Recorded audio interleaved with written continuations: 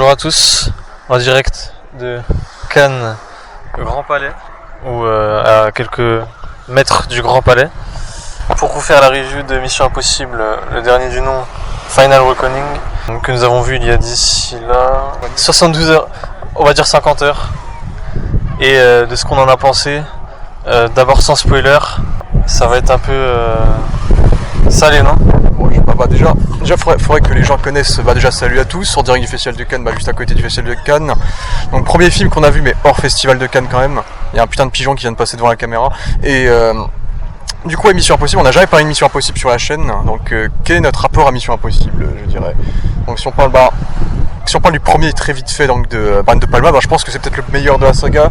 Je sais pas si c'est le meilleur, en tout cas c'est le mieux réalisé et c'est le plus différent, le plus à part, je dirais. Si on enlève le 2 aussi. Mais... Ouais, parce qu'il est moins orienté action et plus orienté thriller, etc. Plus sombre avec Et c'est là que la scène iconique de Mission Impossible se trouve dans ce film-là. La scène que vraiment tout le monde a en tête quand on pense à Mission Impossible, la scène du câble, avec le couteau. Je pense que c'est toujours la scène la plus même. Tom Cruise a beau faire toutes les cascades qu'il veut, on n'a jamais dépassé le niveau de mémorabilité, j'invente des mots, de cette scène. Et ouais, c'est plus calme, c'est plus proche de la série télé visée des 60 sur laquelle le film est basé. Après, le reste de la saga va complètement s'éloigner vraiment de l'univers de la série télé de base, qui était plus une série d'espionnage et tout. Mais le premier, c'était un bon film de mise en place en tant que thriller, etc. Donc c'était intéressant. Le deuxième, je ne l'ai pas vu personnellement, mais j'ai cru comprendre que c'était peut-être... Je ne l'ai pas vu non plus, je crois. Je l'ai peut-être vu, mais j'ai aucun souvenir. Ouais. Donc si je l'ai vu, c'était il y a 2 ou 3 ans. Donc, j'ai vu 3 scènes, genre l'intro dans sur la falaise et tout. Mais après, à ce qui paraît, c'est le moins aimé de la saga, c'est le plus cheap, etc. Donc on va pas l'évoquer parce qu'on l'a pas vu. Très bien réalisé, j'imagine. Et le troisième de J.J. Abrams, que j'ai vu, était un petit peu mal aimé. J'étais un peu surpris quand j'ai vu ça parce que après, il faudrait que je le revoie. J'ai pas vu depuis des années le J.J. Abrams, mais c'est peut-être celui où il filme de travers tout le temps là. Je crois. Ouais. Avec des lens flares un peu. Ouais, c'est lui. Ouais. Un peu jaunâtre. Ouais. Je m'en souviens avec Philip Seymour Hoffman. Ouais. Celui-là, je l'ai vu il y a pas trop longtemps. Il y a de quoi 1 an, et je me souviens de m'être ennuyé, pas avoir forcément apprécié, mais il y avait davantage de tension, je dirais. C'est celui où il y avait le plus de tension, je trouve, parce que les scènes avec donc c'était, je crois, l'actrice qui était kidnappée dans le film, on va pas trop spoiler. Moi aussi j'ai plus son nom. Michelle Monaghan. Non. J'ai pas. Ah si, c'est Michelle Monaghan. C'est la meuf de Tom Cruise. Parce que juste après, il y a une nouvelle actrice qui apparaît dans le 4 ou dans le 5. Ouais, mais elle revient quand même des fois, Michelle Monaghan. Ça, la nouvelle actrice qui revient dans le 4 ou 5, c'était qui? C'était une blonde plutôt. C'est pas Vanessa Kirby, Rebecca Ferguson. Ah, Rebecca Ferguson. Ouais. Qui était dans un Marvel, je sais plus lequel. Non. Non? Ouais, elle a pas fait de Marvel. Elle a fait Dune, genre. Ah, dans Dune, ouais, je crois. Donc oui, au moins de la tension, je me souviens des scènes de torture, en l'occurrence. Et le style de réalisation m'avait un peu dérouté, mais c'est pas du tout le pire, je pense. Moi j'ai un avis où que le pire se situe après. Ouais. Moi je me demande si c'est pas peut-être mon préféré. Après j'ai pas vu depuis des années encore une fois, donc peut-être que là je me ferais chier en le revoyant.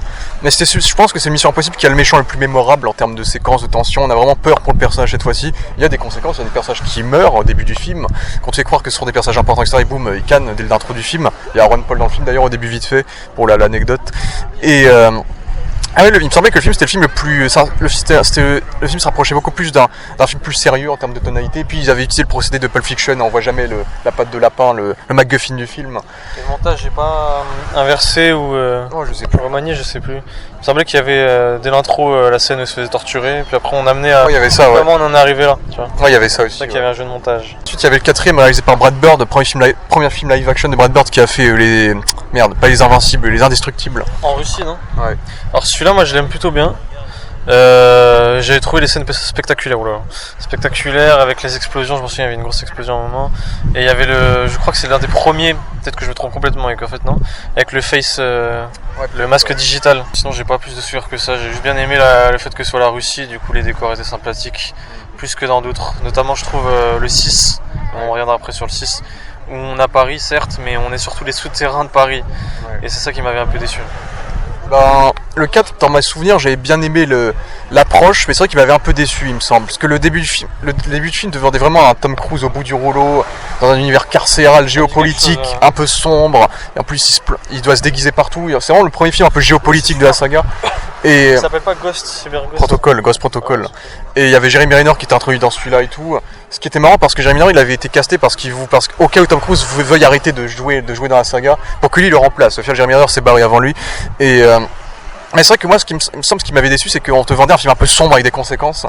Et au final, t'as un méchant qui est extrêmement oubliable, assez nul, je trouve. Et la fin, ça redevient du Mission Impossible un peu plus classique, plus light, on va dire. Et je trouvais que toute l'ambiance un peu dark russe, soviétique qu'ils avaient installée, redescendait un peu. Après, c'est là que Tom Cruise commence ses grosses cascades avec la montée du Taj Mahal, non, du Burj Khalifa. Donc, qui est une des scènes cultes du film. Il y a plein de séquences que genre, il y avait une séquence avec des aimants et tout. J'ai trouvé ça moins intéressant. Le combat dans un truc de parking, il m'avait pas marqué. Donc je sais pas. C'était dans le 4 le Burj Khalifa. Ouais, c'était ça. Ouais, donc je pense que le 4 c'est parmi mes préférés, mais c'est uniquement pour l'aspect esthétique. Ouais, moi je sais pas, tu vois. Parce que oui, dans l'histoire, dans les faits, mais j'avais de la sympathie aussi pour le nouveau casting avec Jeremy Renner, ça me faisait toujours marrer de le voir. Ouais. J'avais une sympathie, je sais pas pourquoi. Et oui, la scène du Burj Khalifa, bon après c'est pas la plus impressionnante. Pour moi les scènes parmi les plus impressionnantes sont dans le 6, plutôt dans les derniers. Ouais, parce qu'après on est sur Mission Impossible Rogue Nation et c'est là qu'on casse la tradition des un film Mission Impossible fait par un réalisateur différent à chaque fois, parce qu'on a 4 films les 4 premiers Mission Impossible c'est fait par des réalisateurs différents et les 4 suivants c'est Christopher McQuarrie qui a tout fait. Donc là, c'est cette fameuse scène de course-poursuite en moto, c'est ouais, ça. C'est la scène de moto, ouais. J'avais bien aimé cette dernière, c'est la meilleure scène du film, de toute façon c'est celle qui vend le film, mais je pense que c'est le plus oubliable le 5 il me semble. Bah le 5, je sais que les gens avaient adoré le film, et moi le truc c'est qu'en fait ils ont un peu James Bondisé Ethan Hunt dans ce film là. Dans le sens où les méchants du film c'était une espèce d'organisation criminelle qui était là depuis le début, qui était responsable de je sais pas combien de trucs et tout. Le méchant était cool, il avait une bonne voix, il était assez charismatique. Mais c'est vrai que je pense que c'est le seul film Mission Impossible où je ressens rien, genre. Je trouve que c'est un peu un gros blockbuster où il n'y a pas de substance émotionnelle ou d'un danger fort, tu vois. Il me semble qu'il n'y a même pas de combat final, ça se finit vraiment sur un piège la fin du film. Donc on revient quand même à un côté espionnage. Mais je trouve que le film était assez... C'était un très bon film en termes de forme, d'esthétique, mais en termes de pure émotion, de pure narration, j'ai trouvé ça un petit peu faible là. C'était mon souvenir. Je suis tout à fait d'accord, je me souviens de la scène d'action de la moto. La scène était stylée de fou. Hein. Très stylée, bien réalisée, de bons effets spéciaux. Mais la photo... moi j'ai un souci de photo, surtout avec les Missions Impossibles à partir du 3 ou du 4. Ouais. C'est que la photo est trop jaunâtre, je trouve, dans les Missions Impossibles. Dans les 3, 4, le 4 est très bleu. Voilà, donc pas le 4. Russie. Oui, le 4 était très bleu, et après on est très jaune. Enfin, je trouve que la photo est trop monochrome, monotone. Et dans le 6, on retrouve une photo plus, je vais pas dire Marvel, mais tu vois, un peu plus normale. Ouais. Je trouve que dans le 6, il n'y a pas forcément un trait d'étalonnage intéressant. Le 6 Fallout, qui est pour beaucoup le meilleur Mission Impossible, pour beaucoup. Je pense que ça se tape entre le 1 et le 6 très souvent. Pas pour moi. Mais moi j'avais bien aimé le 6, j'avais préféré au 5 parce qu'il y avait j'avais plus de ressenti devant le 6. Le personnage de Rebecca Ferguson avait plus d'importance. Puis c'est la première fois que Mission Impossible faisait une suite entre guillemets, parce qu'on revoyait le méchant du 5 dans le 6 et c'était encore la même. Ça bouclait un peu l'intrigue du 5. Donc c'était un peu le climax du 5 je trouve, donc il y avait un côté un peu plus fort en termes d'impact. Les visuels appareils sont complètement imaginaires, etc. Mais c'était assez stylé visuellement. Et il y a des séquences qui ont marqué, là, le combat final en hélicoptère. Ah non, c'est dans le 5 qu'il est sur un avion. Ça, on n'est pas beaucoup. C'est dans le 6 qui saute de l'avion. Non, qu'il est agrippé sur un avion. C'est l'intro du 5 que j'avais zappé ça. Ouais, parce que dans le 6 il saute sur. Et après il balance le générique. Ouais, c'est ça. Parce que dans le 6 il saute par-dessus l'avion, mais là, ça c'est l'une des scènes qui m'a un peu déçu parce qu'on sait qu'il a vraiment sauté. Mais comme ils ont tout habillé d'éclairs, de CGI, etc., on sent moins le côté, il a vraiment fait ça. Genre. En fait, quand j'ai vu cette scène, ça m'a rappelé des superbes séquences de Chronicle. Ouais. Où que c'est. Après, ça pue l'effet spécial parce que c'est surnaturel. Mais le réalisme, pourquoi ? Parce que c'est la manière dont c'est réalisé, c'est un plan séquence. Et Chronicle, il me semble que c'est quasiment un plan séquence entier le film.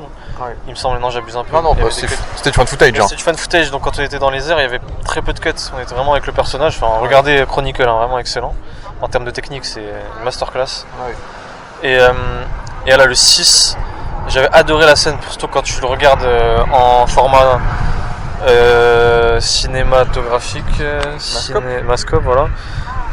T'as l'écran qui s'agrandit lors de cette scène, tu vois. Ouais. Où on voit qu'en fait c'est un plan séquence. On avait un parachutiste derrière Tom Cruise qui l'a filmé sauter, en train de sauter. Ouais. Je sais pas, du coup, je pense que Cavill n'a pas vraiment sauté. Je pense pas. Donc c'est la meilleure scène. Et c'est après justement que je suis déçu parce que j'ai cette scène géniale. Et après le film est très long, je trouve. Je crois que c'est l'un des plus longs, 2h50 au moins, ou 40, un truc comme ça. Ouais. Et j'ai trouvé le film vraiment ennuyeux. Et Henry Cavill m'a déçu. Mais ou alors c'est que je trouve, à l'instar d'Elizabeth Olsen dans Doctor Strange 2, qu'Henry Cavill ne campe pas bien les méchants. Mais je pense pas réellement, je pense que c'est surtout un problème de direction. Mais de toute manière, le plus gros point faible, je pense, des Missions Impossibles, si on prend dans la globalité, c'est les méchants. Les antagonistes sont vraiment mauvais. À part Philip Seymour Hoffman, John Voight, qui jouait justement le personnage principal de la série télé en méchant dans le premier, c'est ça qui avait fait que les gens avaient du mal avec le premier. mais il était assez oubliable. Le méchant du 2, je sais pas qui c'est. Le 4, le Russe, c'était oubliable. Le 5-6, il était plus intéressant, ce méchant-là. Après, on va revenir à Gabriel aussi. Et, non, Gabriel, c'est même pas. Mais moi j'ai plutôt bien aimé le film parce qu'il y avait plus un côté trahison de Rebecca Ferguson dans un caractère. Il y avait un côté plus thriller qui revenait encore. Une tentative d'histoire, mais moi ça m'a pas du tout pris. Vraiment, j'ai trouvé ça très téléphoné ou très artificiel. Et j'ai surtout été déçu parce qu'on vendait Paris, quoi. C'est l'affiche, c'est le Mission Impossible le plus compliqué à tourner parce qu'on a juste incrusté dans les villes de Paris, s'introduire.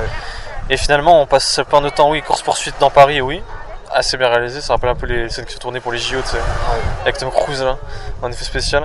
Alors très bien réalisé les scènes pour les JO en plus, franchement tu te dis où est passé le cinéma français quand tu vois ça.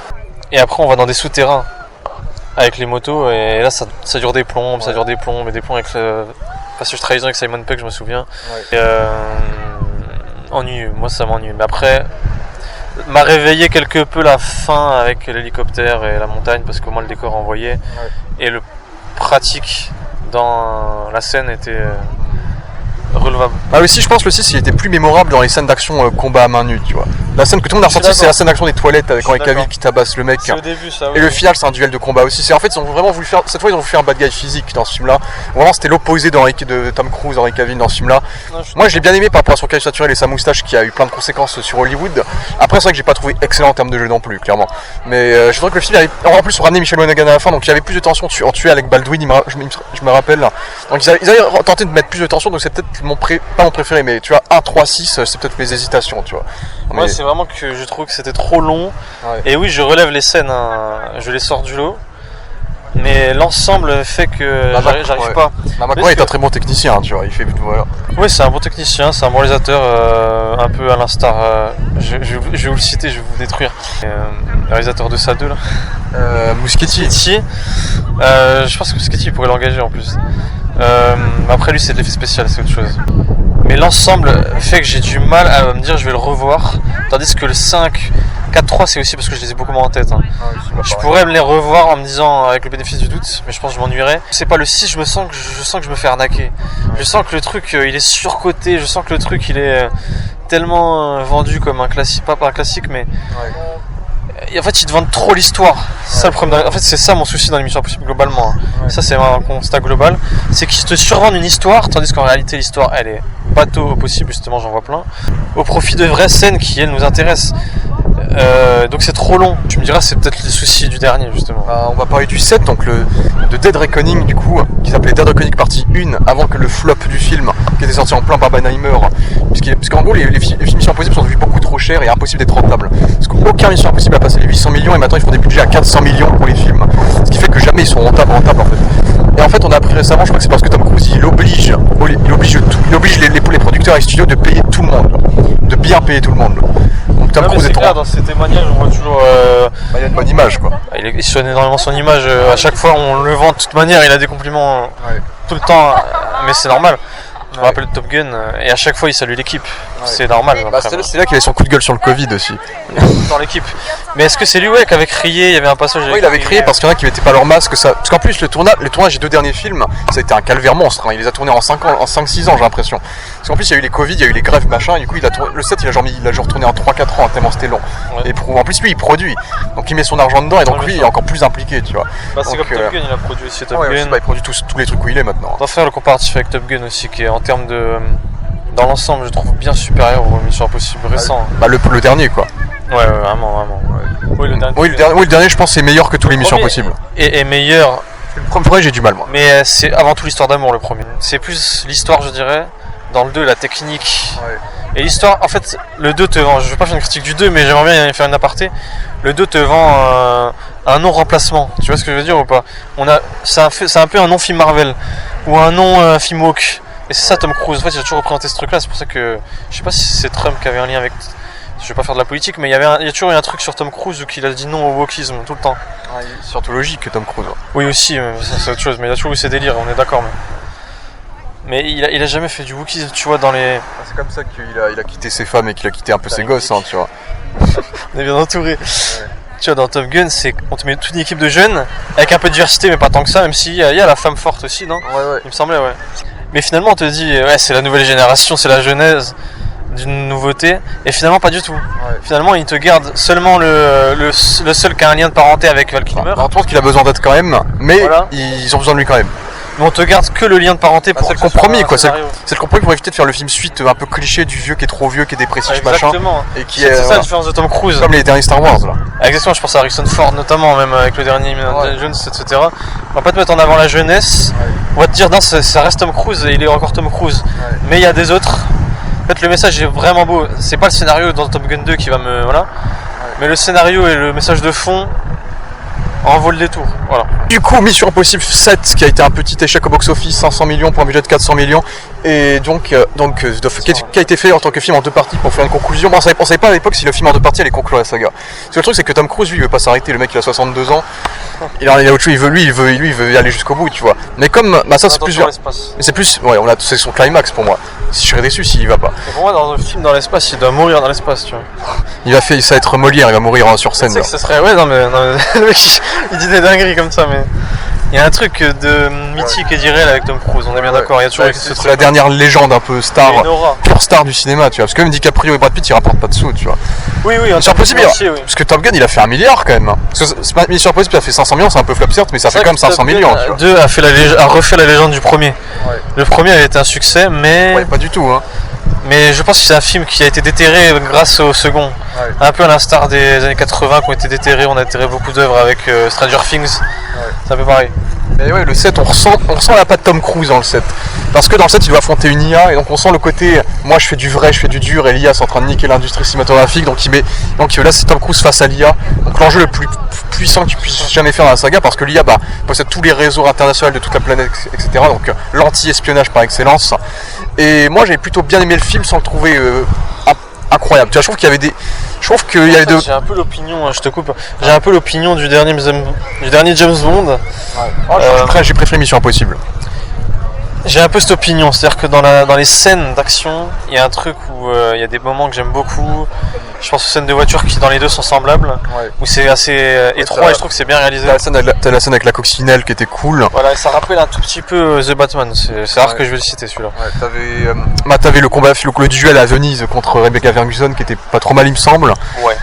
Parce en tout cas, et on avait bien sûr surtout la grosse séquence, ils t'ont vendu là, tout le moment où t'as Tom Cruise qui saute d'une falaise en moto pour aller. Celle-là m'a pas du tout marqué. Hein. Alors qu'en vrai le vrai moment, c'est vraiment le climax qui est vraiment marquant dans le train, tu vois. En mode Uncharted avec le train qui se part en couille de bout en bout, qui était assez bien structuré. Je crois que ça avait jamais été fait justement ça. Pour moi ça faisait un peu un parallèle avec le combat final du 1 où c'était sur un train aussi, tu vois.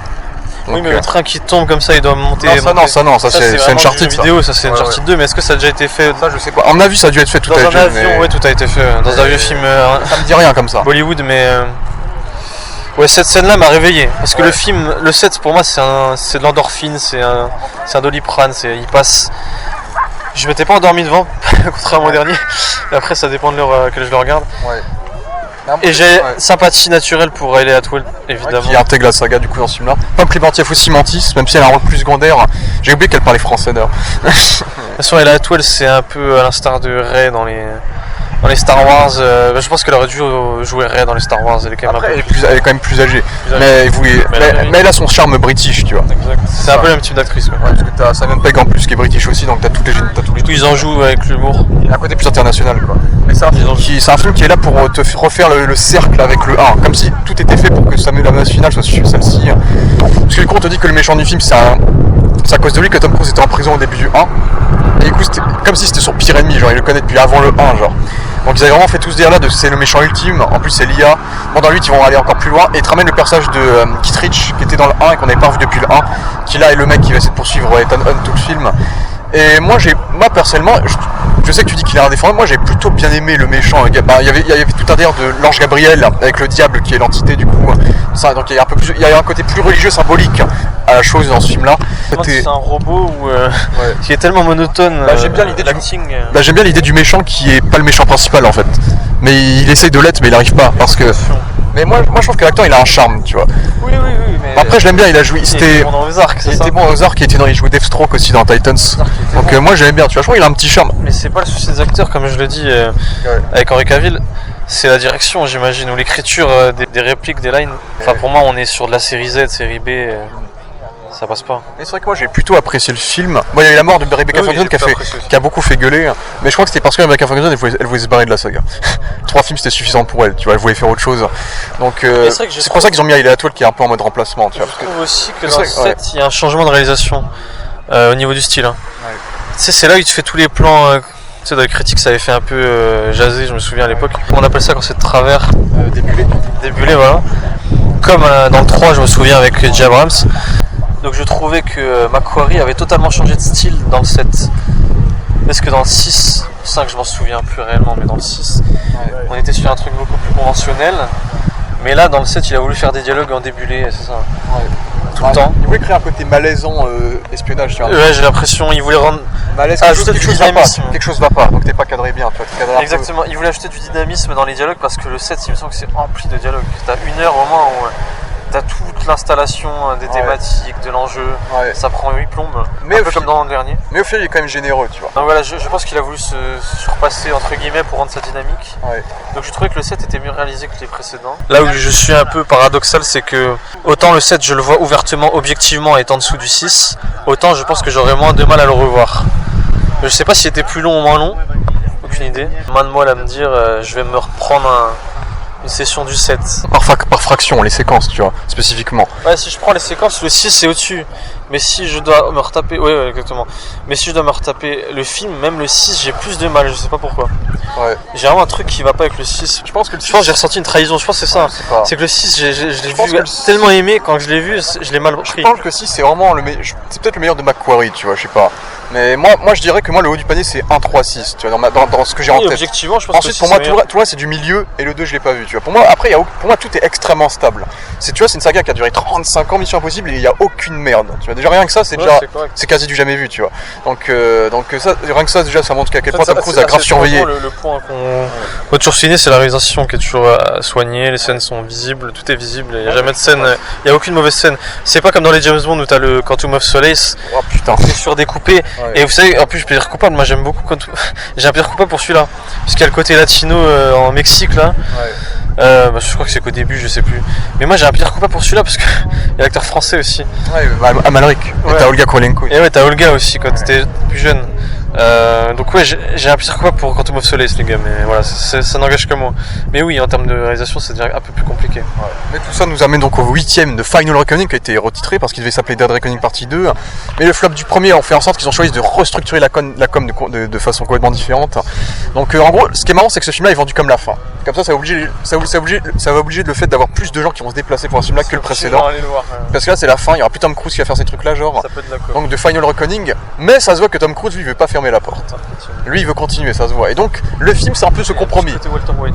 C'est un compromis entre on termine la saga, mais Tom Cruise, il veut peut-être rester quand même, tu vois. Donc c'est ça qui est très marrant dans la promo du film, c'est qu'ils ont vraiment fait des posters plus sobres, une promo plus sobre, tout plus sobre, pour proposer un film qui est, et ça c'est là qu'on va commencer à donner notre avis, ultra référencé. J'ai vu beaucoup de gens démonter le film, et j'étais assez surpris parce que moi, honnêtement, je trouve assez stable. Je suis d'accord, ouais. Je trouve légèrement, je vais pas dire en dessous, au-dessus, je sais même pas. Il y a une différence avec le 7, logique. Je sais pas si c'est au-dessus ou en dessous. Pour moi, je veux dire, moi je pense qu'il est au-dessus du 7. Parce que les scènes sont quand même. On peut en parler, la scène aquatique, du sous-marin. Pour moi, là, on est quand même sur un niveau au-dessus de ce que j'ai vu dans le 7, dans l'ensemble. Ce film-là est beaucoup plus axé tension-dialogue, dans le sens où. Ça, c'est le défaut que je relèverais, c'est que le film est ultra référencé par rapport au précédent film, c'est que t'as plein de parallèles avec le 1. C'était déjà dévoilé, mais on te ramène le mec de la sécurité de la scène du couteau du 1. On te on découvre que tel personnage est le fils d'un personnage du 1 aussi, donc ça fait tout un lien. On te remake une situation du 3, on utilise un élément du 3 pour en faire l'élément central du film. Puis c'est la suite du 7, et puis on ramène aussi Angela Bassett qui était la meuf de la CIA dans le 6, qui est la présidente dans celui-là. Donc c'est un film un peu melting pot de tout ce qui s'est passé dans la saga.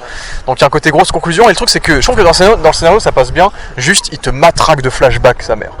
Le film commence, on te récap toute la vie de Ethan Hunt, tu vois. Ensuite on te refait un générique, on te remet encore les flashbacks de sa vie. Il y a même un côté Matrix 4. Ouais, presque. Tout ramener pour faire une espèce de sorte. Là c'est plus forcé, tu vois.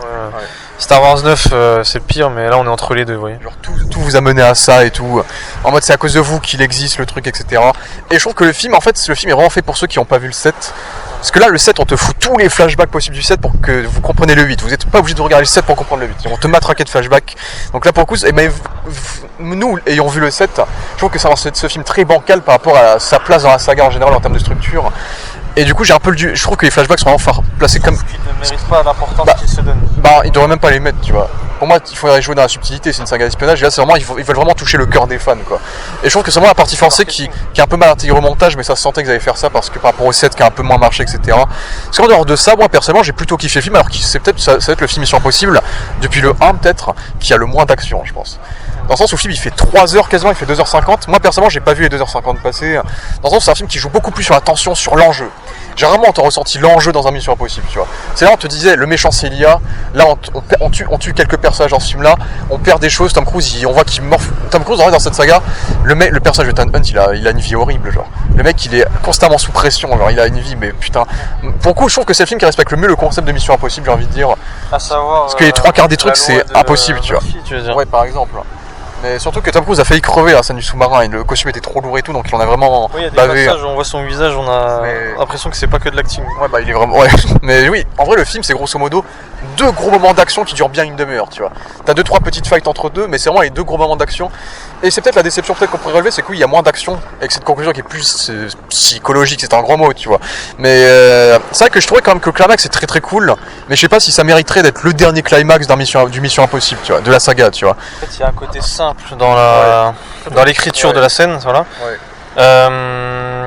Moi, ça m'a rappelé, je vais vous sortir une référence.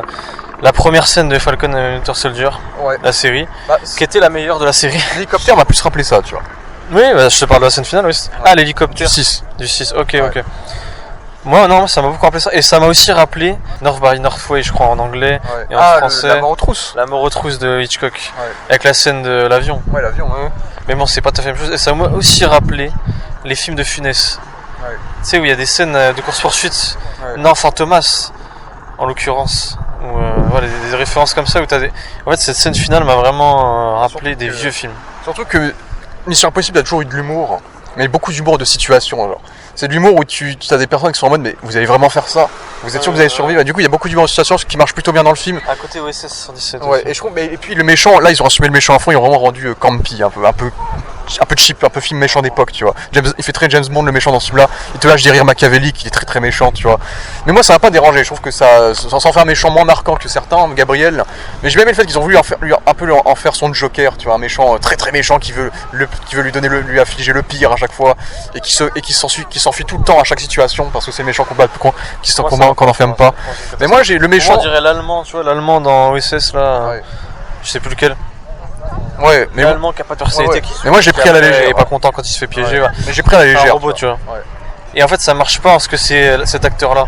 Sa tête, ça va pas avec ça. Si vous voulez vraiment jouer ce coup-là, il fallait prendre un acteur soit plus moche, soit un vrai nazi. Tu me prends un pseudo-nazi, tu me fais allez. Parce que l'amalgame. Parce que le film, en vrai, c'est pas un spoiler parce qu'ils ont littéralement marketé le film sur ces 2 scènes-là, la scène du sous-marin et la scène des avions. Où j'aime beaucoup moi, la scène du sous-marin, elle est très très longue, elle fait bien 20 minutes et on le voit juste descendre, rentrer dans un sous-marin. Et je trouve qu'ils arrivent bien à créer le côté anxiogène en fait. C'est que le mec, tu dis, mais comment il va survivre à ça? À chaque fois, tu dis, putain, à chaque fois, t'es un peu crispé, genre. Et ça, c'est un peu les sentiments ça se voit que c'est le type de sentiment que Tom Cruise veut que tu ressentes, tu vois. Que le mec, il est en train de crever pour le cinéma, il morfle, il risque sa vie à chaque fois. Et je trouve j'ai jamais autant ressenti que dans cette scène. Je crois que dans cette scène-là pour un Mission Impossible, je crois. La finale. Et le final dans le sous-marin. Parce que là, on voit vraiment qu'il était en train. Après, même l'avion, je me dis, putain. Tous les câbles différents qu'ils ont dû faire à chaque jour de tournage pour faire cette scène parce que le mec je crois il est accroché dans tous les coins de l'avion. Donc ça je savais pas moi. Tu me l'as dit après qu'il était réellement. Il a vraiment grimpé. Oui, il a déjà fait des vidéos pour remercier les fans en étant agrippé sur l'avion. Il est debout, pas où il est agrippé comme ça. Ouais, mais il a été vraiment agrippé. Mon dieu. Mais du coup le mec, en plus surtout qu'il y a une vraie progression, c'est au début c'est un duel, ensuite c'est Tom Cruise qui réussit à rentrer dans l'avion, et ensuite c'est un duel dans l'avion avec l'autre mec qui est dans l'avion, tu vois. Et du coup il joue à fond sur le côté vertigineux qui marche très très bien, je trouve que la scène est très très cool dans ce côté là pour le coup. Même si je sais pas si c'est comme ça je conclurai la saga Mission Impossible, ça c'est peut-être le questionnement. ça fait pas mouche quoi. Ouais, après en termes de. Parce que c'était la critique de Padam que tu m'avais fait écouter, mais c'est vrai que je trouve que Tom Cruise il monopolise un peu trop le temps d'écran dans les films, surtout les Macquarie, parce qu'il a une vraie complicité avec Macquarie. Et c'est vrai que les personnages secondaires maintenant sont plus fonction que développés en parallèle de lui. Ça a été le cas depuis les 5-6 tours de là. En vrai, ouais, parce que après je sais plus comment ils avaient introduit Simon Pegg dans le 3, tu vois. Même Jeremy Renner il avait une vibe qui marchait bien. Là c'est vrai qu'il y a beaucoup de personnages secondaires dans celui-là. Et à Ellie, je trouve que la relation amoureuse elle s'est fait quand même très vite. Hein. Et Rebecca Ferguson elle crève et c'est bon, c'est ça Love Interest, tu vois. Puis on voulait en faire sa Catwoman un peu. La pseudo la pickpocket. Ouais, putain, j'avais zappé. Après, parce que Vanessa Kirby ils en avaient fait la fille de la meuf du 1 elle aussi. Donc ils avaient encore fait des refs. Mais ouais, il y avait ça et puis t'as le personnage de Pom Clémentieff qui fait de l'humour un peu dark, mais surtout là juste là pour ça en vrai. T'as le flic noir, t'as Shea Wiggum qui avec le flic noir, c'est les flics un peu méchants qui sont là. T'as Simon Pegg qui fait Simon Pegg, c'est le même personnage que depuis 6 films. T'as du coup il est Atwell, t'as Luther qui revient. Luther qui a un rôle plus émotionnel parce que Luther c'est le seul personnage qui est dans tous les films Mission Impossible hors d'or de Tom Cruise. Donc Luther joué par Ving Rhames qui est là depuis tout le temps dans tous les films. Donc no, please wait Buzzy, thank you. Let us do a great review about a movie, please. Donc il y a quand même beaucoup de personnages, du coup les personnages sont assez sous-développés dans le film. En plus on t'en ramène d'autres. Après, ce que je relèverais, c'est qu'il y a un giga casting dans ce film-là. C'est, tu vois, par exemple, c'est pas du gros spoiler, hein. Tout ce que je vous dis dans les bandes annonces, mais par exemple, on a tout le staff de la présidente qui est Angela Bassett, déjà qui est une grosse actrice. Bah, c'est que des acteurs super connus, genre, qui sont très cotés, genre. T'as Hoyt McCallany qui a joué dans Mindhunter, t'as Nick Offerman qui avait joué dans Last of Us récemment, t'as le Steven Moffat qui a créé Sherlock, t'as l'acteur noir qui était dans Top Gun aussi, qui lui aussi a une gueule, tu vois. T'as ce mec-là, et t'as Janet McTeer qui avait joué dans Jessica Jones, dans Ozark aussi. Donc tout le staff de la présidente, c'est que des putains d'acteurs.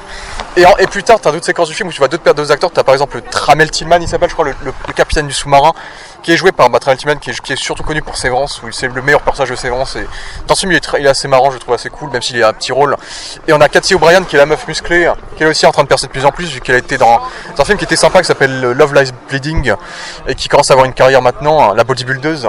Et puis du coup, on a beaucoup de personnages, et peut-être ça en fait un peu trop. Surtout que je pense que le film peut avoir un coup de mou, tu vois. C'est que la première heure, c'est beaucoup de flashbacks, beaucoup de rappels de l'intrigue, etc. Et la deuxième heure, c'est la partie sous-marin, et la partie sous-marin, c'est une très longue mise en place. C'est toi, tu penserais qu'il irait au sous-marin direct, en fait non. Il va dans son sous-marin, et en fait non, il faut qu'il aille dans un autre sous-marin, et en fait non, il faut qu'il se batte contre un mec. Donc la mise en place du sous-marin dure au moins 1 heure, tu vois. Donc c'est vrai que le film, on peut se faire chier devant. Je comprends qu'on puisse se faire chier devant, tu vois. Donc moi, personnellement, j'étais happé parce qu'il y avait la tension qui était tellement bien menée sur l'IA, sur à quel point c'était la menace impossible à battre. Après, le truc, c'est que le scénario est tellement sophistiqué que, puisque tu vois, il y a des séquences où il te blabate plein de trucs et t'as pas le temps de comprendre, mais tu dis ok, ça doit être vrai, tu vois. Mais le scénario est tellement sophistiqué que t'acceptes un peu tout ce qu'ils te disent, quoi.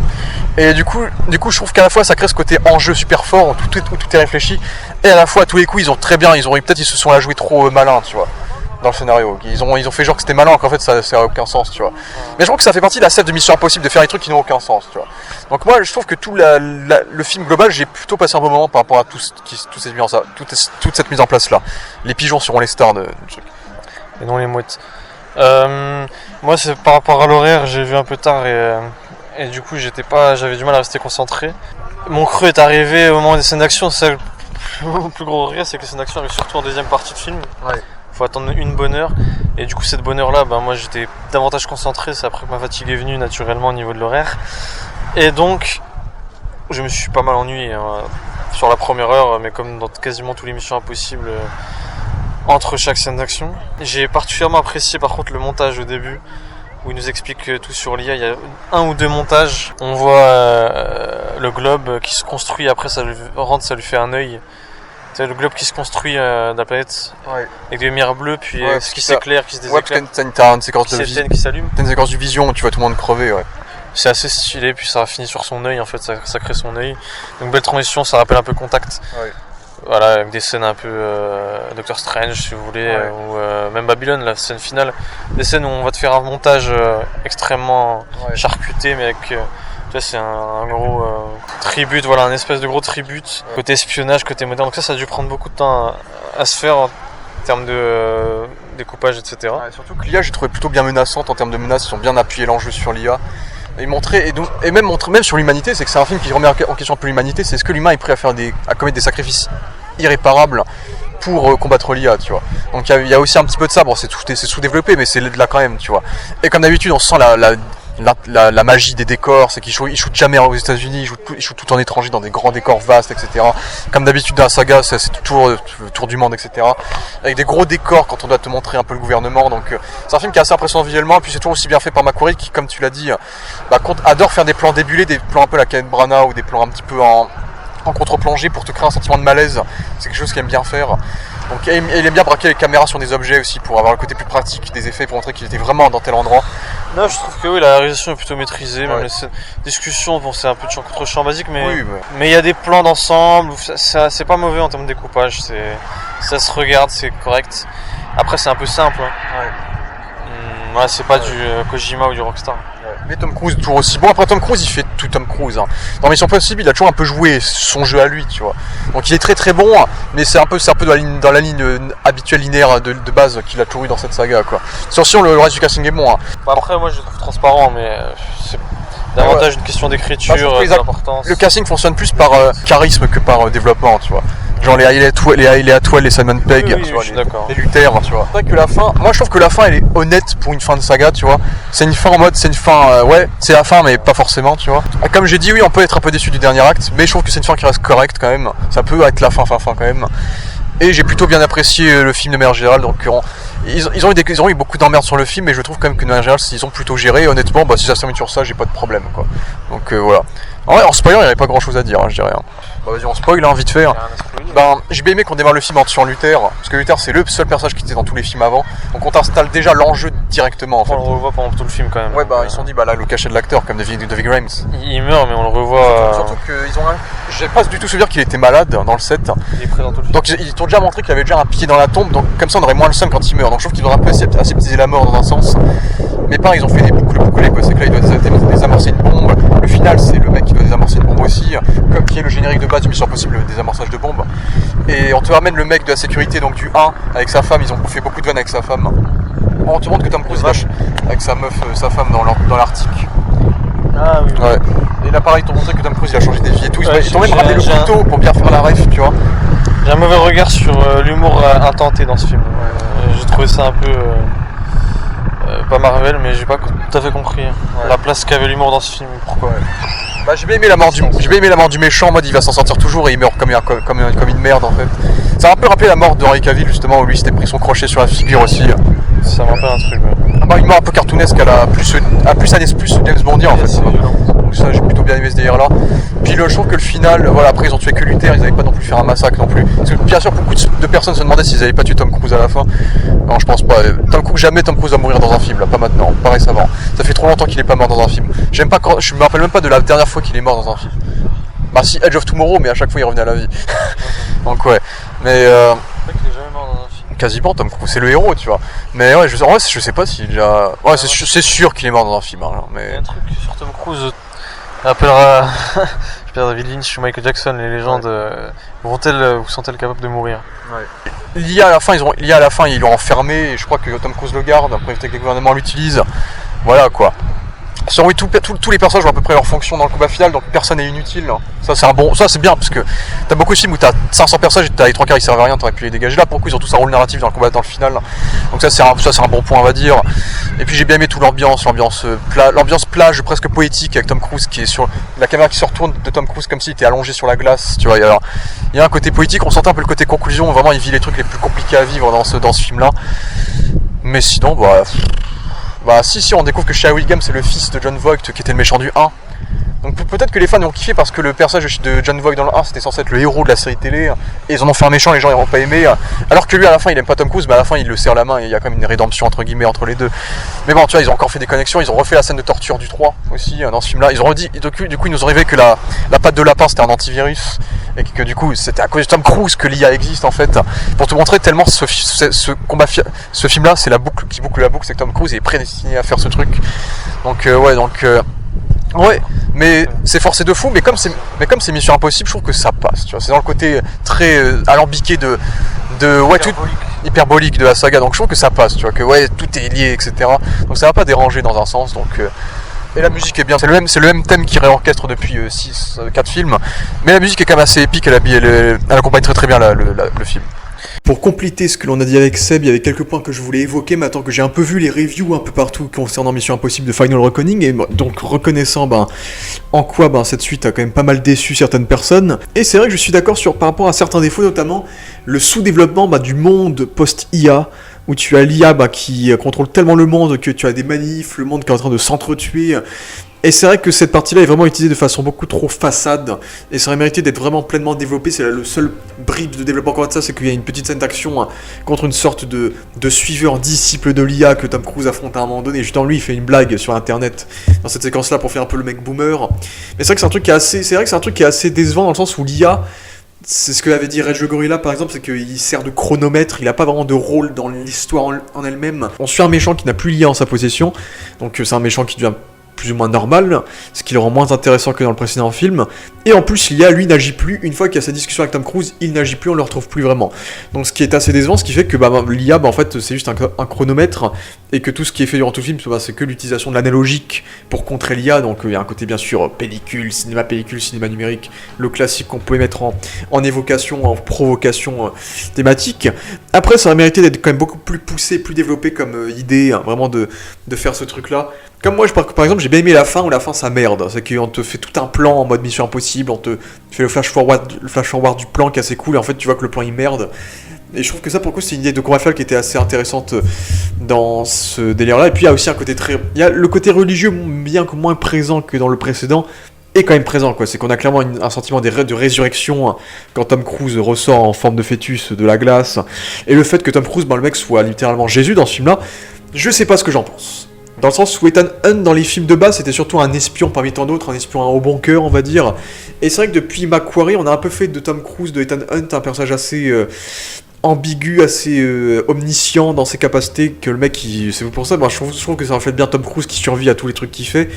Ouais, c'est vraiment Jésus, mec. C'est que le mec tient la clé pour sauver le monde, et si ce mec-là foire dans tout ce qu'il fait, le monde est foutu. Donc... je trouve que c'est une idée qui fait très thématique avec Tom Cruise lui-même, qui se voit comme le sauveur du cinéma, donc c'est pas quelque chose qui me dérange dans l'absolu, c'est quelque chose que je trouve même intéressant dans l'analyse en fait, de voir une sorte de Tom Cruise, sauveur du cinéma, qui se voit comme le messie, et qui prend des risques presque messianiques, quoi. Il est prêt à mourir à chaque fois, c'est tout ce qu'il fait. Il le fait par la confiance, quoi. Il fait un saut de l'ange à un moment donné, où il sait pas du tout s'il va mourir ou pas, tout il est censé mourir dans cette séquence-là, puis il plonge dans les profondeurs, puis il revient, il renaît de ses cendres. Donc oui, il y a un côté très biblique qui se rajoute sur la mythologie de la filmographie de Tom Cruise en ce film-là, que je ne trouve pas inintéressante personnellement. Et puis je trouve que ce film-là récupère un peu cette saveur un peu de film d'époque, comme le premier Mission Impossible, notamment avec la présence des Russes, le fait que les Russes soient les antagonistes d'un arc de ce film-là, face à Trammell Tillman, face du coup aux alliés de Ethan qui arrivent à se débrouiller sans lui aussi. Donc j'aimais bien d'ailleurs l'alchimie avec le méchant russe qui était assez marrant. Donc là on a eu notre petite patte guerre froide également dans ce film-là, qui ne m'a pas déplu, on va dire, qui rappelle un petit peu le 4ème, encore une fois, on a plein de rappels sur tous les films. Comme par exemple la scène d'interrogatoire m'a beaucoup fait penser au 3ème, notamment parce que Gabriel évoque la patte de lapin et le méchant du 3ème, mais c'est vrai que dans le côté plus comique et dans le côté évasion, oui, ça nous fait également beaucoup penser, notamment avec Tom Cruise torse nu, il me semble, à la scène d'interrogatoire du 5ème notamment. Et c'est vrai que j'ai aussi un petit défaut à évoquer, c'est déjà le film est si avare en action que la première scène d'action du film est hors champ. C'est une scène d'action, du coup, tu as Tom Cruise qui est en train de tuer tout le monde avec tout ce qu'il trouve. Et c'est hors champ parce qu'on comprend que Tom Cruise a été très très violent. Et on a la réaction choquante du coup de Hayley Atwell. Et c'est vrai que ce côté violent, on n'a jamais de répercussions de ça. À part l'humour du fait que ce soit violent et qu'on ne le montre pas, quoi. Donc c'est vrai que ça aussi, c'est peut-être aussi quelque chose qui est plutôt décevant et qui est pas payoff. C'est comme le fait que, tu vois, il y a Tom Cruise qui dit à Hayley Atwell à Grace de pas aller sur la glace parce qu'on voit dans les plans furtifs de la bande-annonce que si elle se retrouve dans la glace, elle peut mourir parce que dans ses visions, il l'a vue morte. Après, j'aurais aimé qu'on appuie beaucoup plus ça, parce que c'est vrai que quand tu vois le film, t'as pas le temps de bien voir tous les plans, quoi. Donc le coup de la glace, ça paye off jamais. En réalité, c'est plus une aparté sur Tom Cruise que sur Mission Impossible. Quand on fait la critique de Mission Impossible Top Gun, on fait plutôt la critique du prochain Tom Cruise. C'est un peu ça, hein, c'est tellement une star. C'est la dernière, en effet, qui fait cet effet. Il y a quand même Emma Stone, peut-être, ou peut-être Margaret Qualley, peut-être, non? Alors quand elle est dans un film maintenant, ça va être. En vrai, pas tant que ça, hein. Non. Pas tant que ça. Emma Stone plus, tu vois. Parce qu'Emma Stone, elle a une carrière, tu vois. Okay, Michael B. Jordan est souvent évoqué, hein. Parce que Tom Cruise aimerait beaucoup bosser avec lui, il a adoré Sinners, et en vrai Michael B. Jordan, il commence à ramener des gens avec Sinners, tu vois. Michael B. Jordan, ça peut être un concurrent dans ce délire-là, de nouvelle génération, je pense. Mais pour moi, il y en a d'autres, je pense. Oui, il y en a d'autres, hein. Mais vraiment, mais je veux dire, une star, tu vois. Pas un mec juste auteur comme Paul Mescal, tu vois. Hop. Tu vois, vraiment une star, bah, Timothée Chalamet, on va te dire. Mais j'ai pas envie Ouais, de c'était plus avec l'époque Call Me By Your Name. Ouais, mais lui, c'est un peu entre les deux, tu vois, j'ai un peu du mal avec Timothée Chalamet. Mais c'est vrai que bah si, Glenn Powell. Glenn Powell, après j'ai pas eu beaucoup de trucs avec lui, mais c'était un peu le but dans Top Gun, c'était que lui soit un peu le jeune Tom Cruise. Et lui, Glenn Powell, c'est le mec c'est un peu la star aux États-Unis maintenant. Donc peut-être Glenn Powell, mais après aucun des deux me convainc, j'irais dans l'héritage un peu cruisien, on va dire, tu vois. De toute façon, il n'y a personne comme Tom Cruise, hein, je pense. Hein. C'est impossible qu'il y ait quelqu'un comme lui, de son niveau, dans l'implication qu'il a pour le cinéma. Donc ouais, pour le coup, c'est la dernière grosse star du cinéma. À son âge, c'est impressionnant ce qu'il fait. Et puis j'ai hâte de voir le film qu'il a fait. J'ai hâte de le revoir faire des trucs un peu plus hautains. On le revoit dans le prochain Inaritu du coup. Et puis on le reverra. Il a dit qu'il allait bosser encore 500 fois avec Macquarie, qu'il arrêtera pas, qu'il prendra jamais sa retraite, qu'il a fait un film aquatique avec Ana de Armas, qu'il a pas trop fait. Il a eu un petit aperçu dans celui-là justement. Et puis on verra ce qu'il fera. Hein. Peut-être l'espace à la fin pour conclure. Il faudra qu'il fasse l'espace. Hein. Mais en tout cas, Mission Impossible. En tout cas, si vous voulez voir du vrai cinéma d'action fait pour le cinéma, en tout cas oui, ça c'est un truc à voir au cinéma. Ça pour le coup, je pense qu'il n'y a pas d'opposition à cela. C'est vraiment un film qui mérite d'être vu au cinéma juste pour l'action, pour l'effort qui est fait. Si tu sens les moyens de fou qui sont mis dans ce film, tous les moyens pratiques. Et Tom Cruise, encore une fois, il prouve que le mec, c'est un grand malade. C'est un grand taré. Donc voilà. Ah si, j'ai pas aimé la facilité scénaristique de Tom Cruise qui a un deuxième parachute à la fin. J'ai fait il va mourir en faisant ça. Non, il a un deuxième parachute. Il s'est cramé un premier, mais il a réussi à en ouvrir un deuxième. Je savais pas qu'on pouvait avoir deux parachutes dans le même sac, genre. Voilà. Petit détail de merde. Mais voilà. Donc voilà, écoutez, c'était autre chose à dire. Non, à voir si c'est la fin. Ouais. Parce que dans les moments où il court, là, dans celui-là, ça fait un peu forcé. Quand tu vois son physique aussi, c'est pas un gros vieux, mais en fait, il a un physique de. C'est peut-être un compliment, il a un physique de 40 ans. Ouais, tiens ça. Il fait toujours 20 ans de moins que ce qu'il a réellement.